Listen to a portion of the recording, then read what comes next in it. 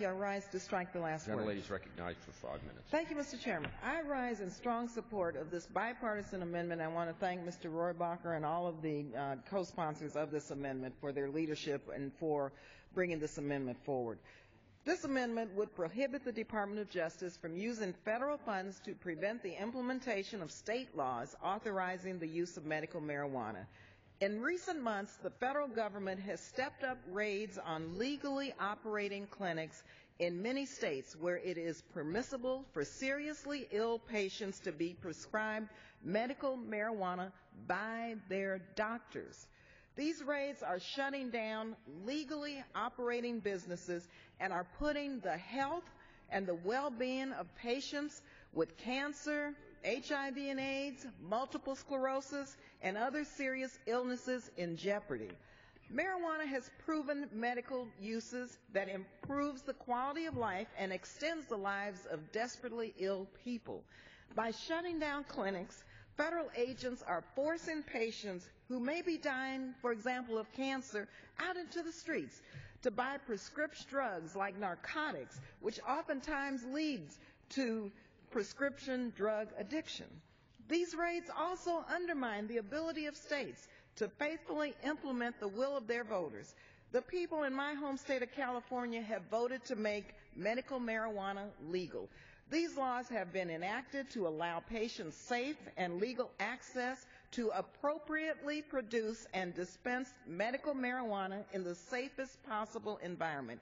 Yet in the last 18 months, for whatever reason, the Drug Enforcement Administration has raided and shut down many licensed and regulated dispensaries, which are legal, mind you, under state law. For example, the Berkeley Patients Group in my district, which had worked closely with the City of Berkeley to stay in compliance with local and state laws in order to serve critically ill patients in my community, has been forced to close its doors and turn their patients away. Complying with the state law and relying on a memorandum from the Department of Justice, thousands of small businesses across my state have invested millions in dollars in building their businesses, created good-paying jobs, and have paid millions in taxes. The business owners in my home district are doing everything they can to comply with the law, but clinics in Oakland and Berkeley continue to be subject to raids by federal authorities.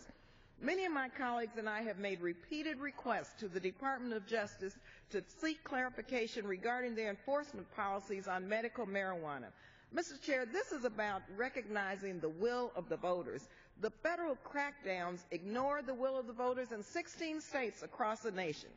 The clinics, doctors, and businesses which bring medicine, mind you, to suffering patients need clarity, certainty, and an end to arbitrary raids.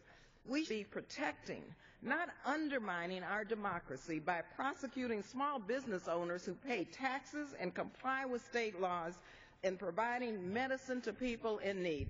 But really, most importantly, it should be compassion for our fellow Americans suffering from serious illness that compel us to vote for this amendment. It is the humane thing to do, and it is the right thing to do. And so I want to thank Mr. Rohrabacher once again and the co-sponsors of this amendment for bringing this forward tonight, and I urge and I vote.